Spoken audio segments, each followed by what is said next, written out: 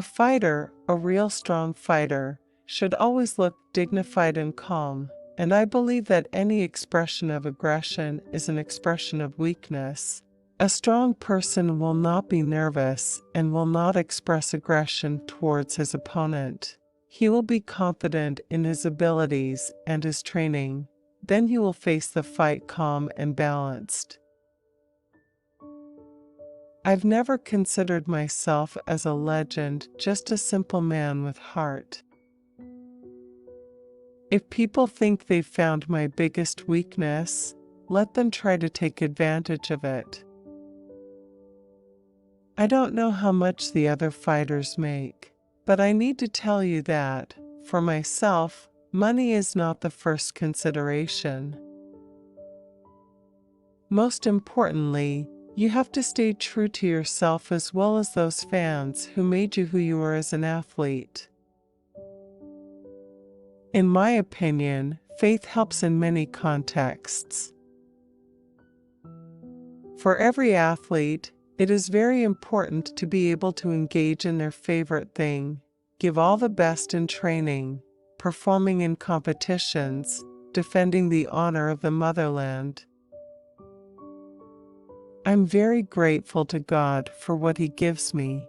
Victories, remarkable victories, but you have to go through the defeats. That is why I praise God for everything.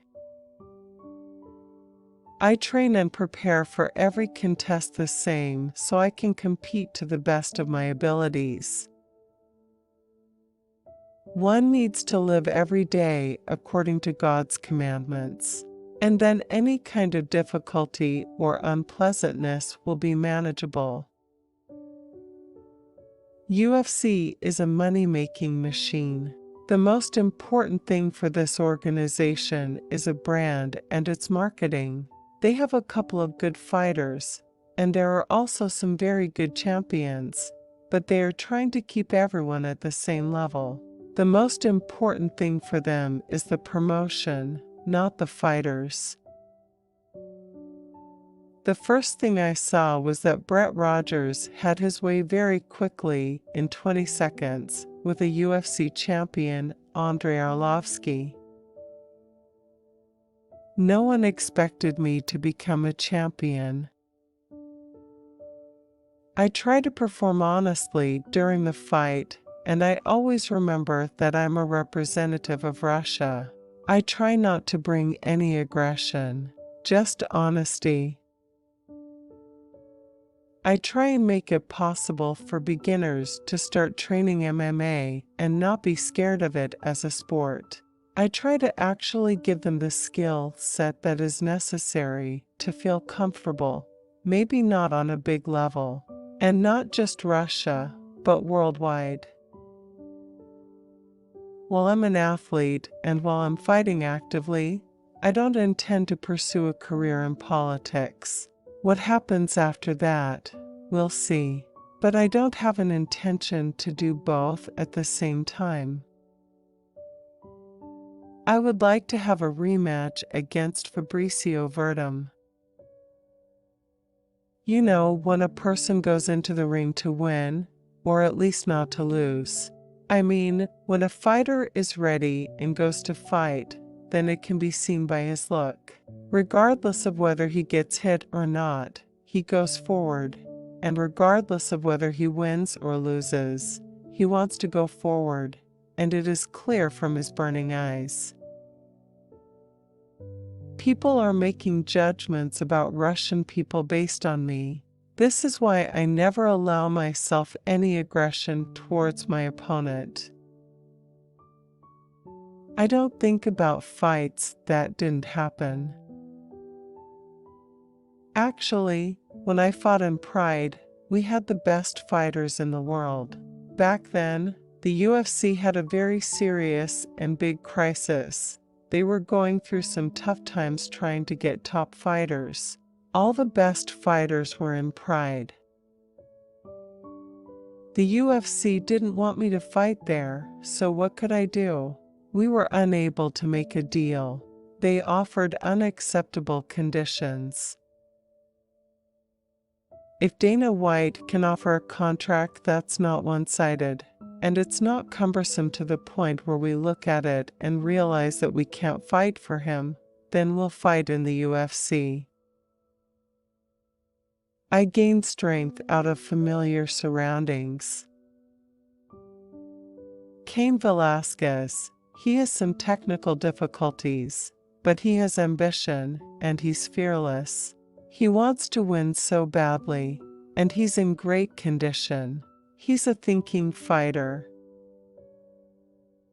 A true athlete is someone who doesn't just stop training when they stop competing. It's a way of life, and they keep in shape just to keep up that standard.